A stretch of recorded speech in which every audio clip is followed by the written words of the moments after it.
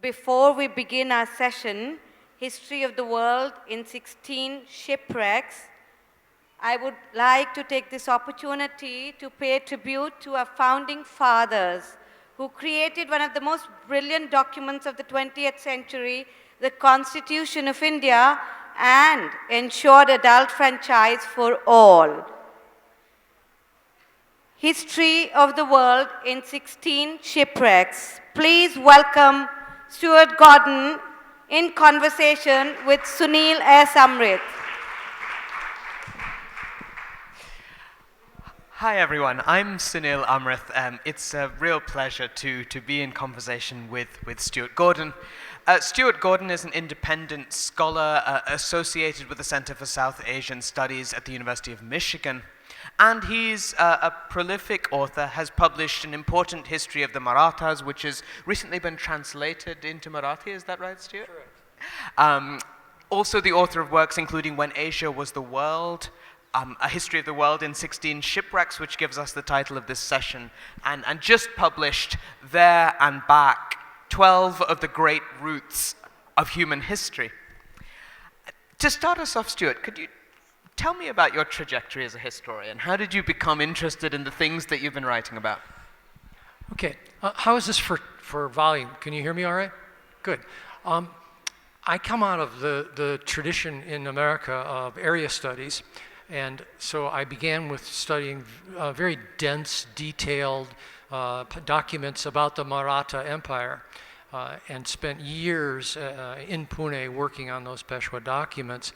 And every time that I posed a question about those documents, which seemed strange because to the people around Pune, because I tend to move towards social and economic history rather than political history, and everything I wanted to know about seemed to defy national boundaries. And so the questions of trade, the questions of religious belief, the questions of trust and loyalty seem to transcend national boundaries, and it's only gotten worse. So really your path to global history, which is really what you write, came out of a deep immersion in Western India. That's all true. And I do go back and write quite frequently on Western India. It's still a passion of mine, and I still work on the documents directly. And it seems to me that cross-cultural encounters are really one of the core themes that run through a lot of the work that you've done. Well, let me give an example. I was working on the documents for kingly donations by the Peshwa, and I came across the word sarupa. Well, I had no idea what that meant. It sounded vaguely Persian, sort of, and I began to ask every one of my colleagues, have you ever heard of this? And I got a couple of responses from Central Asian scholars saying, yeah, but that's only a local custom, I think. It has something to do with clothes. And I finally cornered Richard Eaton, who's one of the famous colleagues in our field, and he knows both Persian and Bengali and a couple of other things. He said, oh, that's a corruption of sarupa, which means from head to foot. I said, great, but what's going on? And it turns out that it's a custom that a king who wants to honor someone completely clothes them. And it's done in a durbar hall exactly like this. They go off to a side room, they take off whatever they're having, and they put on what the king has just presented them. Well, now we know who clothes this guy, and it's a matter of an implicit contract between them.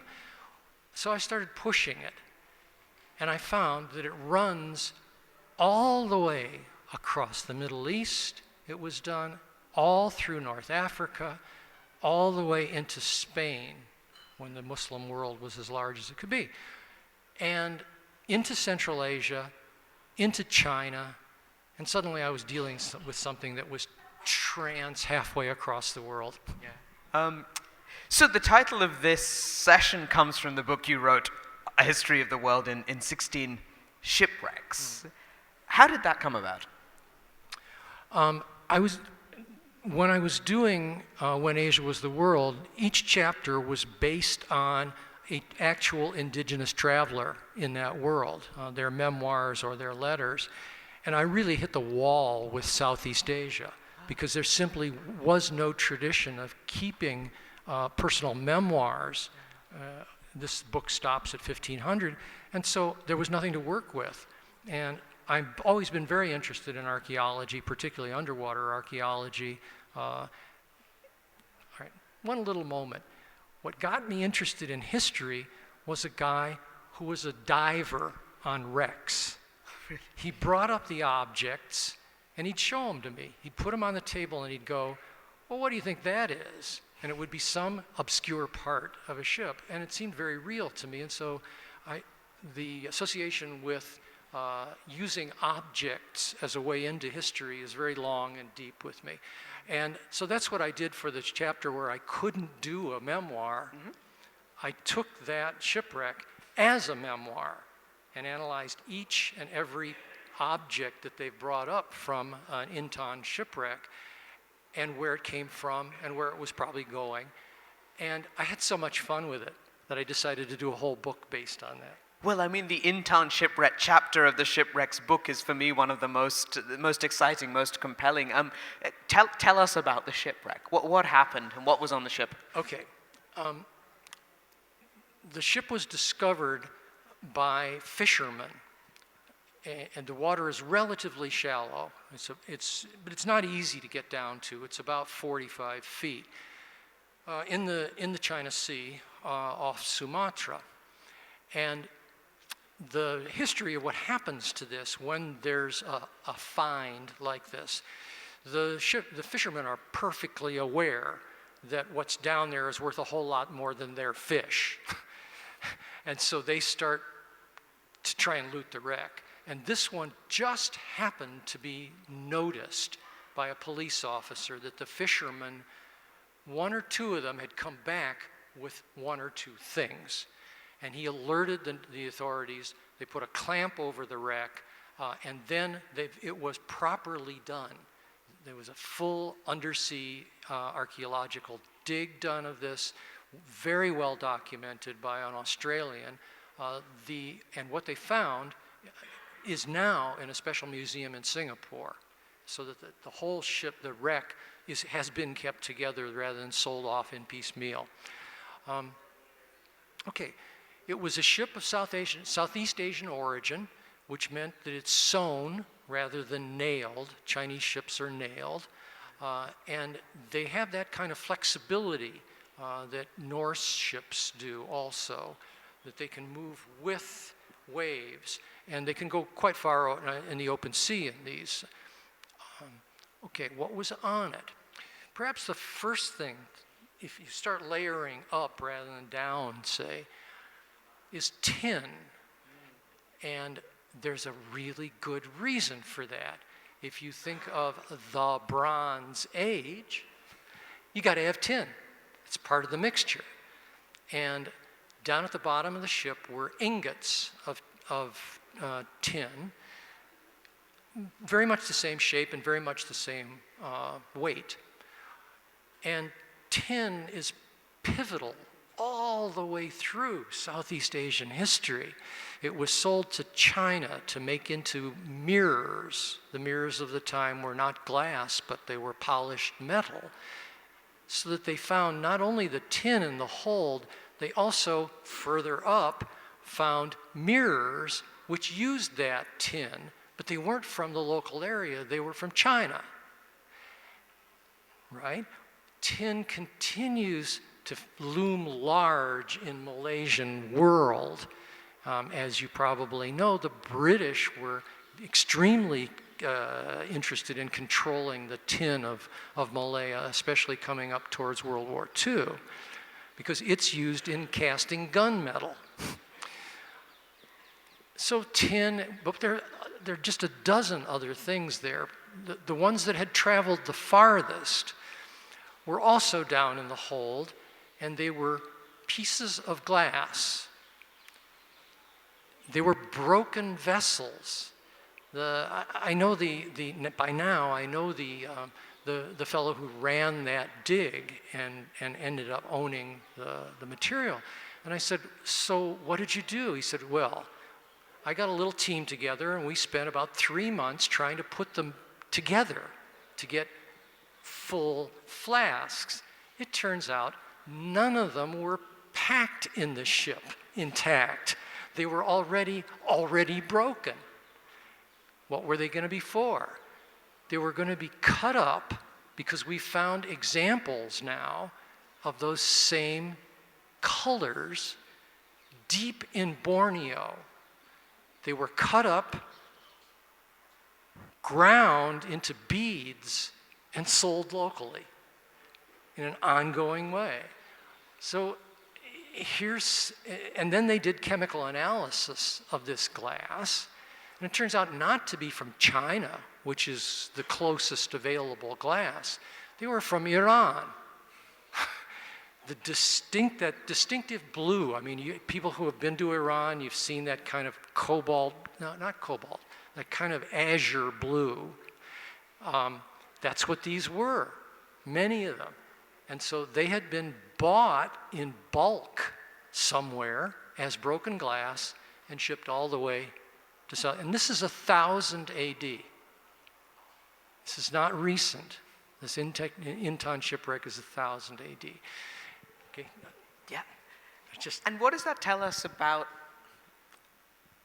the world of Asia, of Southeast Asia in that time? What can we learn from the fragments that this shipwreck Well, leaves us with? let me give you another example. On the ship, they found very beefy, heavy brass hinges, the kind of thing that you might see on a palace like this, but you wouldn't see on a private home. Big, heavy doors that would have pivoted on them. And for a while, they couldn't figure out what was going on, and then they figured it had to be a Buddhist monastery. And they were commissioned, when he started really looking at them, they were very much like doors in Bengal of the same period. And it's Tantrayana Buddhism, Tantric Buddhism, late Buddhism, and they look just like Bengal. And there's no chance that they were made actually anywhere else besides workshops in Bengal. So from those objects, those heavy brass hinges, we can generate a whole beginning and ending of that trip, that maybe there were Buddhist monks on the boat as well, who were carrying and bringing these great doors for a new Buddhist monastery that was going to be built. So I love that you can take an object and, with the skills of a historian, add layers, likely contexts, and see them as arrows, as pointers to new pathways of understanding. To jump to the other end of the Shipwrecks book, you end, the penultimate chapter is the Exxon Valdez. Yes. Tell us what was behind that choice, and in a sense, what are we to learn from that about how the sea has been transformed by the end of the 20th century? Indeed. You know the Exxon Valdez, I'm presuming everyone does. There's a huge oil spill at the southern border of Alaska, and it was the first huge oil spill where the damage was immediate and obvious and televised.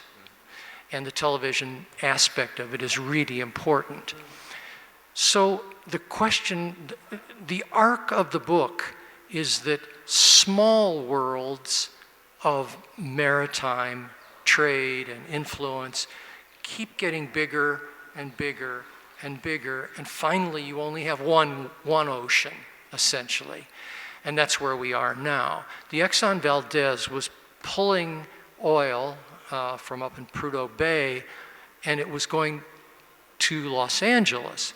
But it could have been going to Germany, it could have been going to England, it could have been going to Australia.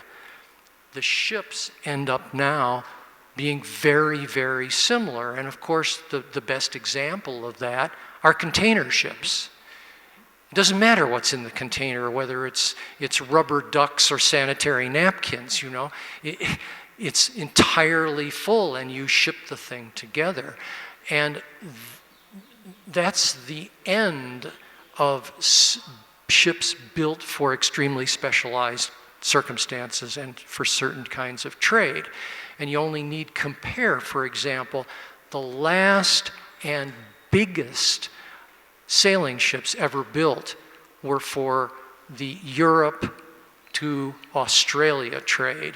They were steel-hulled and they were just enormous, but they're gone. You know, now it's a container trade. And the hope was that and there's been international agreements that have regulated this trade. And by sort of emphasizing that at the end, that we have a social and political responsibility for oceans that do not touch our nation state. Do you think anything survives of the older maritime worlds that you write about? Is it a complete I'm living proof that some of it's still around. I was in Gujarat and I got in touch with the guys who were still at that point doing the dhow trade to Yemen and then to Africa.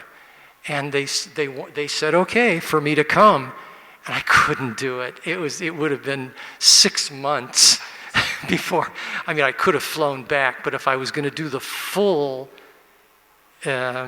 trade from Africa to India, they only get in one a year.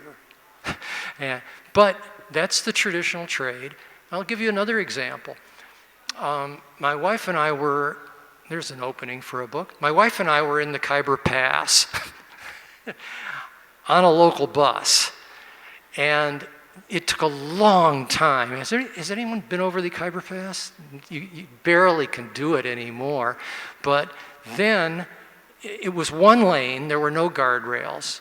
And part of the day you went up, and then when the first part got down, then the other part went up and went the other way.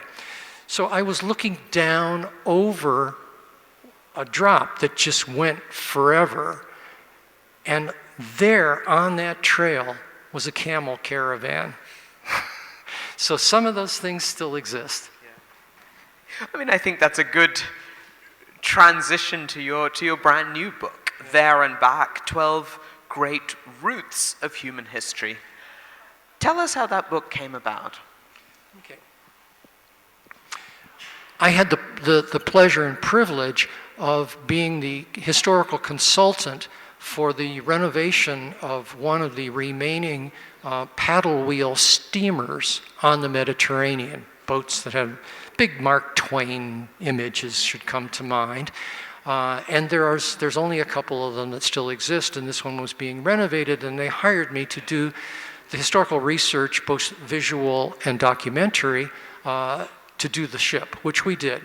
And then they went and they built a new ship sort of in the style of the older ship. It was a paddle wheel driven steamer, much bigger. And so I was on the Mississippi River off and on, but a lot more on than off, for 4 years. And I interviewed old people for songs, poetry, remembrances about the river, how it merged with what they expected the river to be. I interviewed pilots who bring these ships down. And at the end of the day, it really touched me emotionally how much that river was integrated with the area around it, and how much of it was, in contrast, a kind of special culture. And so that's how I decided that I was going to do a book about routes, about places that people spend their lives going on, and other people are only on them temporarily. What do you mean by routes? Tell us about the types of routes that you decided to focus on in this book, because I think, in a sense, one of the arguments in the book is that particular kinds of routes, wherever in the world they may be, have a lot in common with each other. Okay, for me to be interested in a route for this book, it had to have a name and fame. It had to, people should stop each other in the street and go, I'm headed to the Rhine or the Nile. You know? I'm headed to do the Hajj. That then, the two components of that, the first of them, I think, is the mentality. That when somebody has been on the Hajj, they come home and tell everyone else in their village or their town about being on the Hajj. The same is true of a pilgrimage to Compostela or Buddhists going across from China to India. So that there's a body of knowledge that goes back and forth, generation to generation, about these routes. And that's what I was interested in. Then there's the changes that do happen. The river gets channelized, dams are built on it, and it becomes physically different, but it also, that becomes part of the lore, part of the mentality of the river. So the four routes in the book are river routes, pilgrimage routes, tribute routes, and trade routes. And of the four, I mean, tribute routes perhaps are the least familiar or the hardest to sort of immediately to sort of grasp. But tell us more about those. Okay. If you have an empire, and that doesn't matter whether it's in China or India, Rome, you got to feed the population.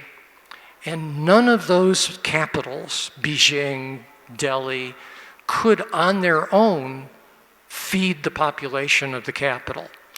And so it's it's critically important for that empire to have a growing area that will furnish the surplus that they need and get it safely to the empire, to the capital. And what I call these routes of imperial extraction or routes that are empirical, they all have the same kind of quality. The government wants to ensure that the stuff arrives safely, so they install military bases along the route. They probably want to have a very good sense of how much is coming, so in some cases they simply made the container, the ship, a standard size.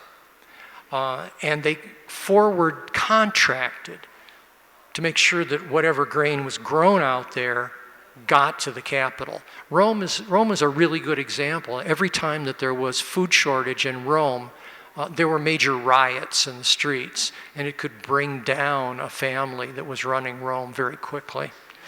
And they require a lot of maintenance. Like probably the least one, does anyone know the Grand Canal of China? If you've traveled in China, you'd sometimes come across it. Here's the problem.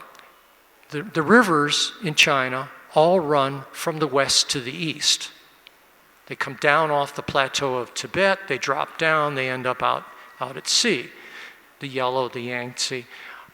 And something has to run from south to north because the really rich growing areas are all in South China. Beijing is in the north of China. And every single dynasty knew this. And so every single dynasty developed the Grand Canal of China. At its height, it had 10,000 grain boats going up every year in a continuous line. Every boat was standardized. They were built in a government shipyard. And it's an astonishing act because they had to go over a fairly major, not a mountain, but yeah, like 1,000 feet almost up. And they did it with a series of locks, up, up, up, up, over, down, down, down, down, down, and then on to Beijing. So it says a great deal about a society that can organize that kind of labor. And we note that that hasn't been done largely here. No, that's a remarkable story.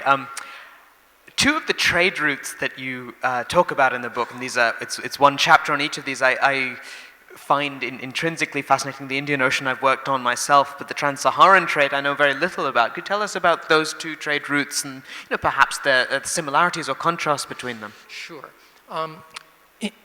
There are certain breaking points. For example, to send something by water is 1/10 the cost of sending it by land. So that whenever you have the opportunity, you'd like to move things by water. However, and then there's another kind of breaking point much further up, and that is how expensive, how valuable does somebody have to be to risk your life by dying in a desert to cross it? And there are only a few things that are worth that. Gold.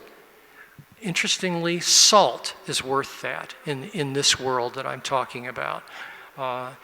Slaves are worth that because they move themselves. You don't have to have camels for your slaves, but you're right out at the edge of getting them safely to market even. So the Trans-Saharan was developed by Bedouin. And we have a name for that, which is all the way back into Rome, which peters out. But it's run almost as a port of call. Each major tribe will own a water hole. And when a caravan comes, you pay tribute to the owners of that water hole. And that's supposed to keep you safe on a caravan all the way down through. Unfortunately, it doesn't always work that way. You get groups that decide, well, one water hole's good. How about two? We'll just take that one from them. And so there's warfare going on over those very, very scarce resources. And a caravan can blunder into this without even knowing it. So the Trans-Sahara, when there became a realistic alternative, which is really about 1890, which was the first inland railway coming from French West Africa, the whole Trans-Saharan trade really died.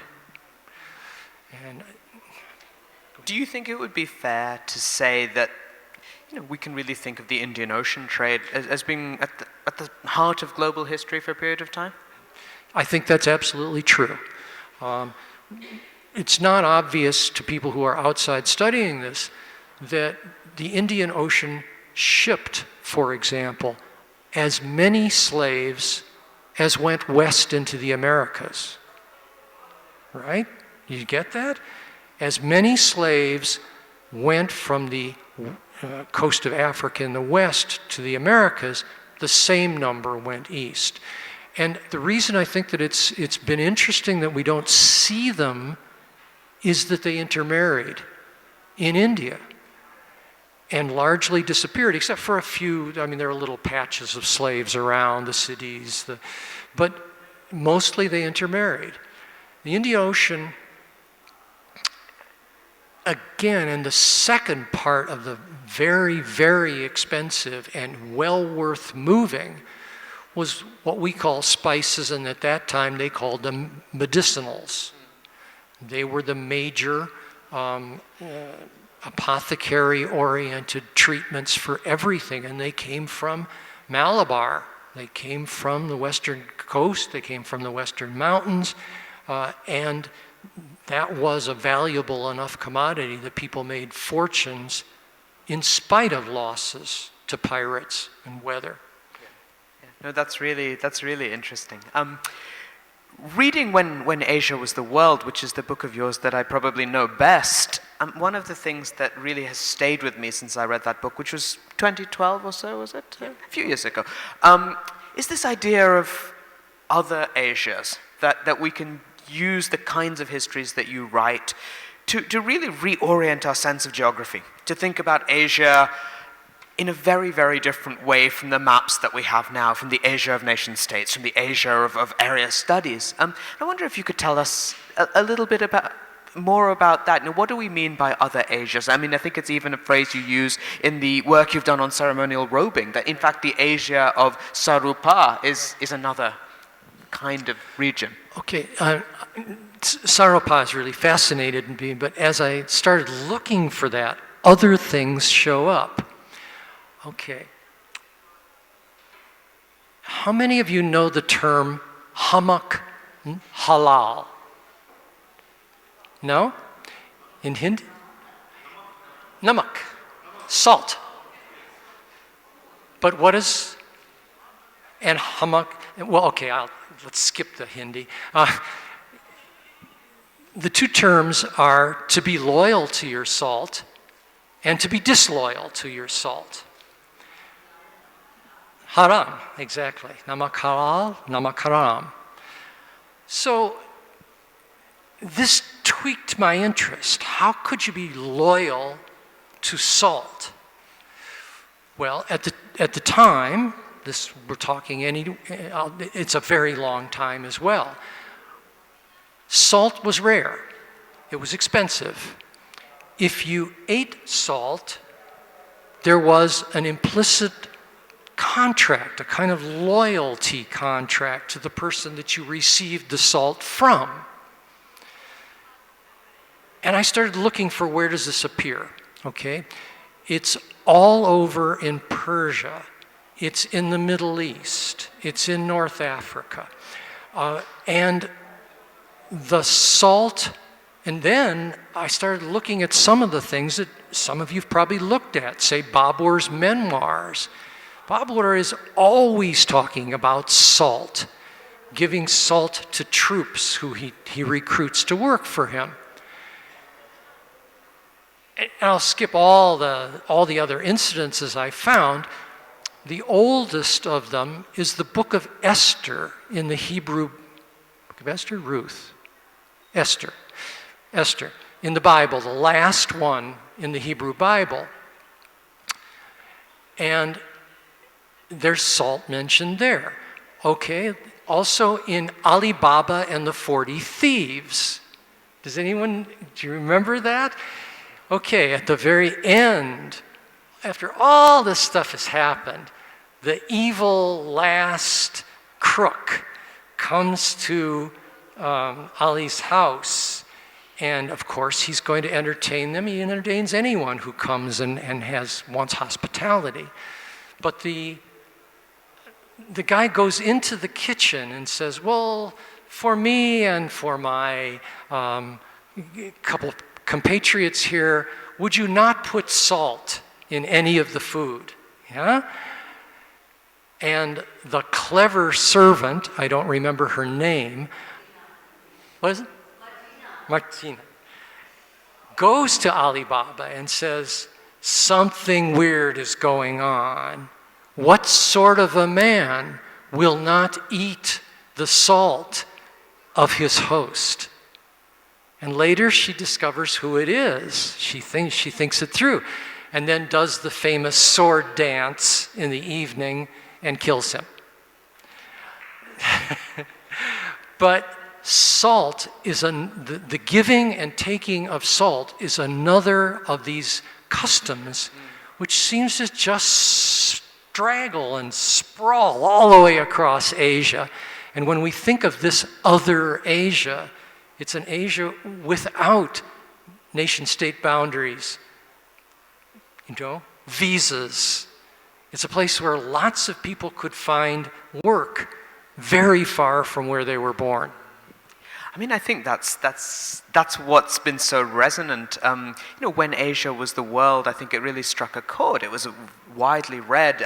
More recently, there's the book by Peter Frankopan, Silk Roads, which is a huge bestseller. What is it, do you think, that draws us to thinking about a more borderless Asia? And is it because borders are, in a sense, harder than they've ever been now, do you think? Well, certainly that's true for me in thinking about what goes on here. We've actually lost a great deal of freedom and mobility with hard nation-state boundaries. we've made it more difficult to travel in Asia probably than it was then. Think of the places you can't go. And that's just in my lifetime. My wife and I traveled by bus all the way from Istanbul to Delhi at a time when you could. And it was wonderful. I wouldn't give it up, but I certainly wouldn't try it now. Yeah.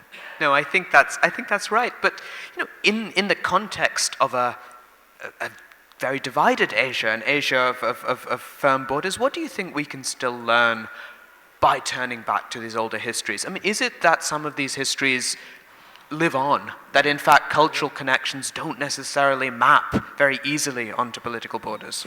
Well, one of them which resonates both in an older period and now is the family firm.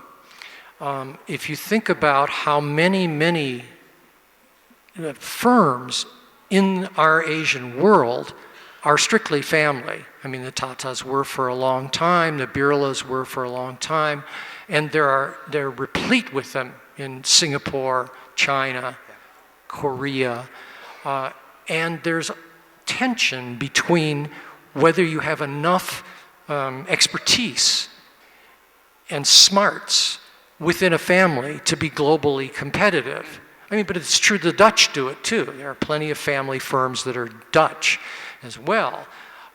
But there's a tension when you start bringing in outsiders. And every company that does it has to deal with this.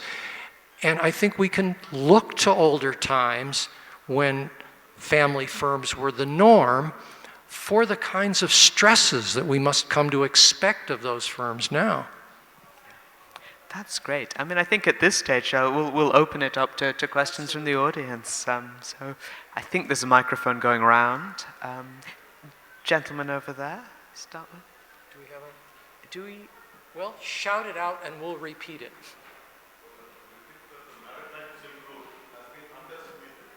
There we are. Ah, here we are. Just a second. Do you think the maritime? Do you think that the maritime Silk Route has been underestimated compared to the... Generally, yes. I mean, the ones who, some areas, of course, there are only seagoing peoples, like the whole of the Pacific Islands. Okay, sure. Generally, okay, the world of the professional maritime captain and his crew is an utterly different world than a farmer or even a trader who sits down and trades in one town. And there's a professional pride in that, but generally there's the whole range of mixtures. For example, here's one from the 12th century. We have a lot of documents about trade going from Cairo to Aden to Malabar. Jewish traders, that's worth two sentences here. The reason we still have this enormous amount of documents from them was that at the time, if a document that a Jewish trader had the word God in it, as simple as "May God bless your family," you couldn't destroy it. You couldn't burn it, you couldn't bury it, you couldn't shred it. And families didn't know what to do with them. So in many cases, they built a synagogue with a room next to it that had no doors and no windows, just a big slot and a ladder. And they climbed up the ladder, threw them through the slot, said, "That's taken care of." And that went on for 400 years. So it's like doing archaeology. You're going down layer and layer and layer and layer. And because they were thrown in there with no one ever expecting to see them again, families threw in intimate letters between husbands and wives and business letters. And these really show their relationships to people who carried their goods. And in that situation, they were treated very highly. They were rewarded well, they were paid well. But there will always be a tension between the land-based people who produce stuff and the people who carry it. There isn't really time to go into the Silk Road, so let's go on to somebody else. Lady over there, please. It's really interesting. I've spent a great deal of my adult life. Get in closer to your mic. There you go. Adult life, is that working? Yeah, that's good. Thank you. In a place which is near Malwa, near a place called Mandu. Does that ring a bell with you, Mandu? Yeah, so I know I've that. always been told that the north, south, east, west trade routes went through Mandu. Also, does that resonate with you at all? Absolutely. And if so, how is that connected to the ceilings then? Yes. This is, again, something that I've been very, very interested in. I was in Mandu last year for an extended time. Okay, we think of the Mughal Empire, just in broad terms, as somehow being all that land. But it's not, and it never was. It's a series of cities and a series of forts, and the Mughal control just drops off away from all of those. So what's inside what the Mughals really control? For example, Malwa, everybody knows where Malwa is? Okay. Eastern Malwa, at the time of the Mughals, had a series of towns that ran along the most well-watered east flank of the Malwa Plateau. Each of those towns loomed a different kind of cotton cloth. They all had specialties. And I'll tell you about one of them in a moment. Then that cloth was brought down to the city of Burhanpur, which is in the Tapti River Valley, and goes out to Surat. Now, there's a tension between Mandu and Burhanpur. They both could be the nexus of where that stuff gets loaded. Just in passing, it was so well organized, this cotton production and sale, that there's a town in eastern Malwa that produced nothing but headscarves of very fine cotton that were sold only in Poland. Think about that. Think about the amount of return information that had to come back through Surat, to Burhanpur, to the town, to the weaver, to finally the grower. And this is the norm. This is not unusual. The bedspreads that we all have, hand-stamped bedspreads, those were sold all over the world, and the colors reflected what was wanted where they were bought. So a whole return flow of information had to come back and say, not green, green's associated with death, stick to blue.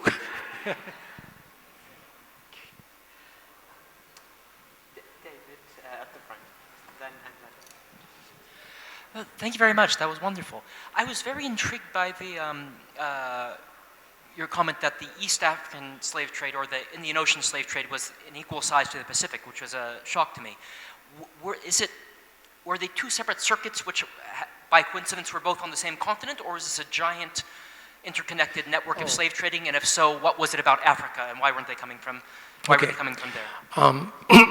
This East African slave trade is not part of the West African slave trade. They do seem to be quite separated. And most of the slaves in the Indian part of it, or the Eastern going east, it was for domestic slavery much more than it was for field slavery. And one important component was military slavery, which we here in India know from a character like Malik Amber, who was a slave when he started and ended up being king of Ahmednagar. But it was extremely well organized, places along the way that provided food, water, were all walled in a way that would be difficult for slaves to escape. So around the area of the Red Sea, down towards Aden, Basra, all of those had slave holding facilities. The big markets were Cairo. The big markets were Cairo and Baghdad.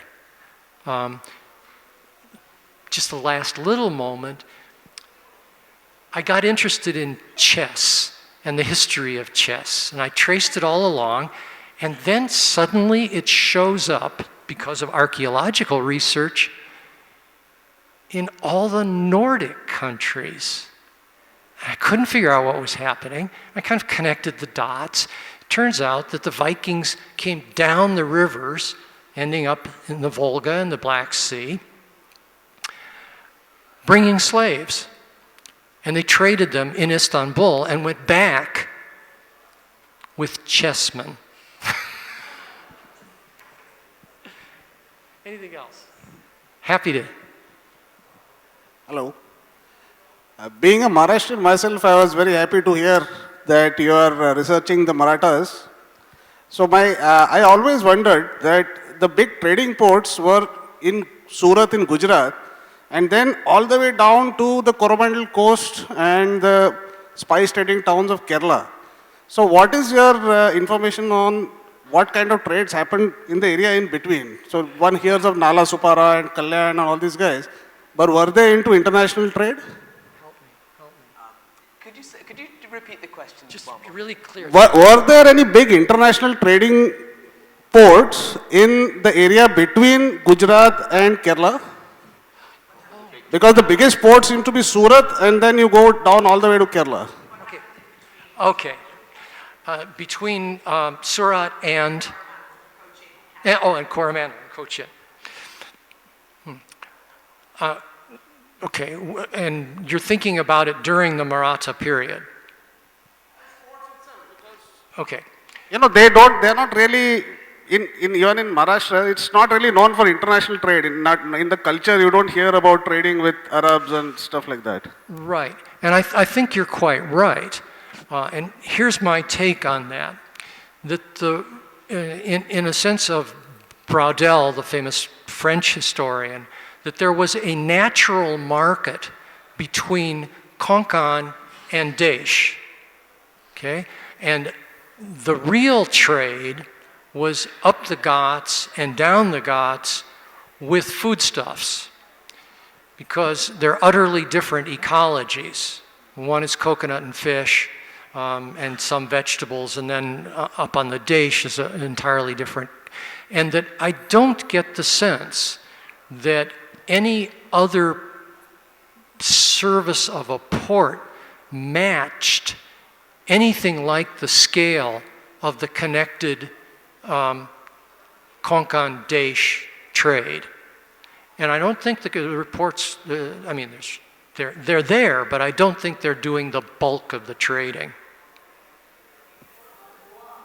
Oh, Goa, of course. I mean, I'm not thinking. Yeah. I mean, Goa is there, and it's not as rich a place as we think. I mean, its crops are limited, but I don't think that the trade was crucial.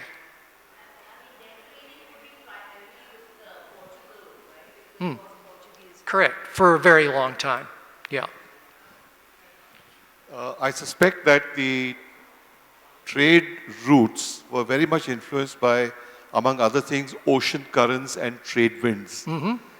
Primarily because from Surat you could go west along the coast or off the coast to Aden and further to Africa. And if you hugged the coast and went down south, you caught the cross-ocean current and winds towards the Malabar, further down past Ceylon. And you go right across the Bay of Bengal instead of having to come all the way in.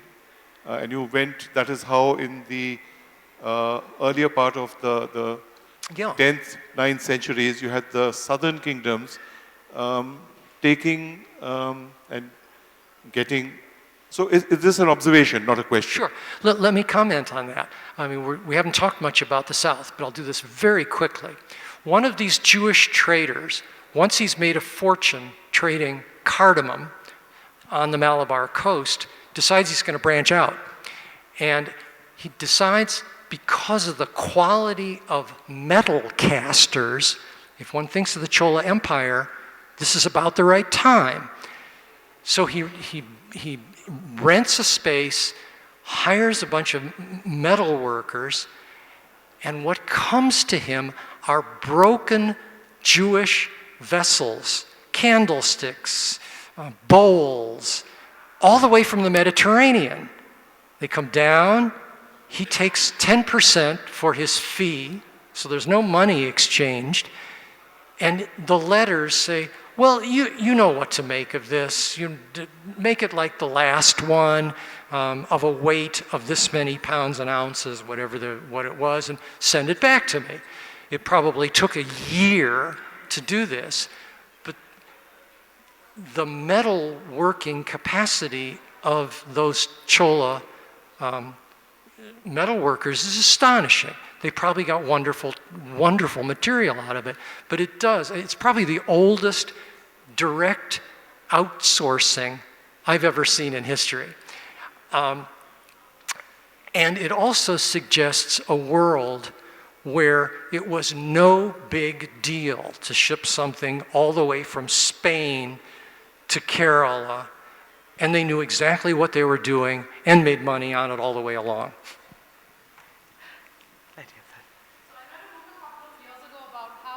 China circumnavigated the globe in like 1100 or 1400 AD.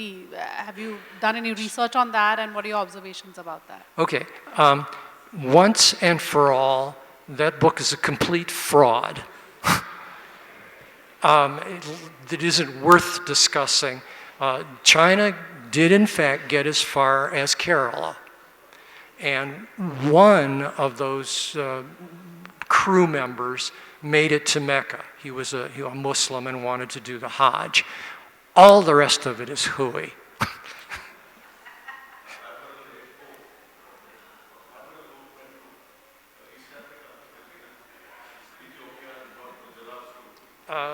We can talk about this privately. Okay, but what about the Chinese Admiral Zheng He?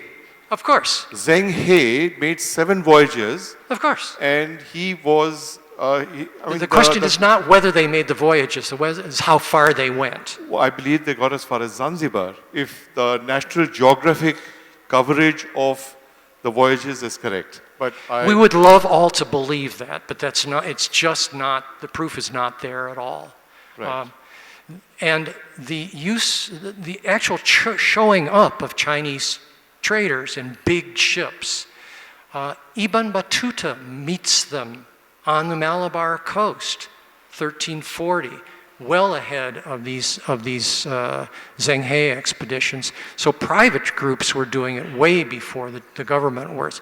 But in terms of circumnavigation, not a chance.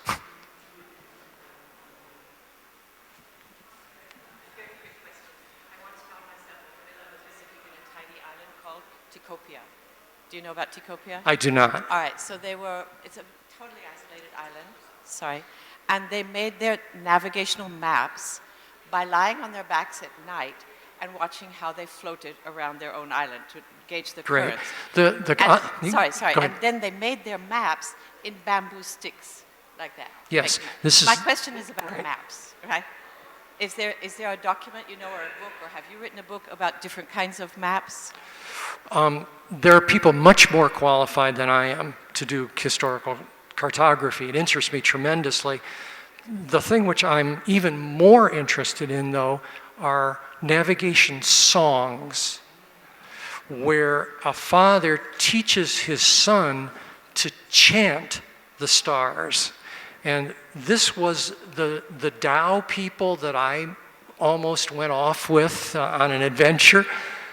They could still navigate that way, and they chant, "Now you see the North Star, and put it off your left, your bow in this position," and they sang it to each other.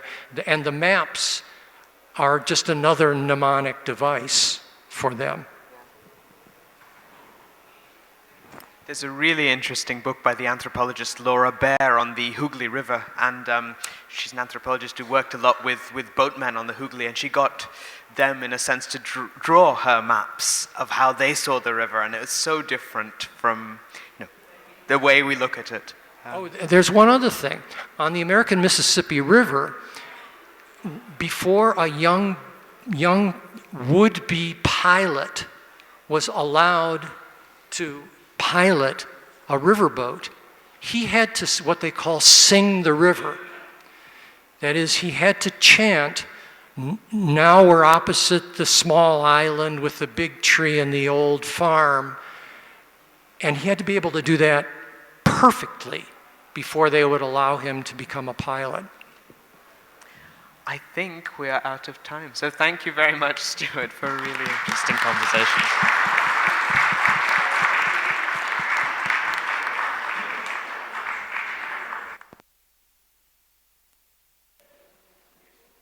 We wish to thank Stewart Gordon